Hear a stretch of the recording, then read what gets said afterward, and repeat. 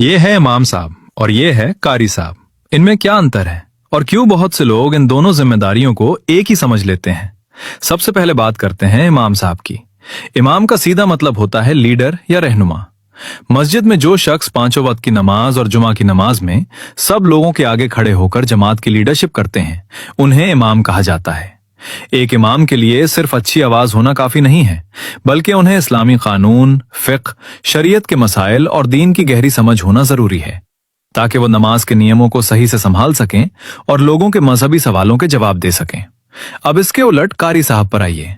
कारी शब्द किरात से बना है, जिसका मतलब होता है पढ़ना या पाठ करना।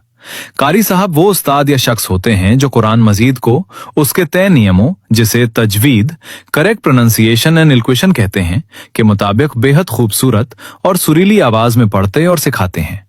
उनका अहम काम कुरान के अल्फाजों को उनके सही उच्चारण स्थान यानी मखरज से निकालना और लोगों को सही तरीके से कुरान पढ़ना सिखाना होता है। इसे इस तरह समझिए कि हर इमाम के लिए एक बेहतरीन कारी होना जरूरी नहीं है, हालांकि उनकी क़िराअत नमाज के लिहाज से सही होनी चाहिए, और हर कारी साहब के लिए किसी मस्जिद का इमाम होना जरूरी नहीं है। कई बार एक ही शख्स इमाम भी होता है और वो कारी भी होता है, लेकिन ये दोनों पद और जिम्मेदारियां अपने आप में बिल्कुल अलग हैं।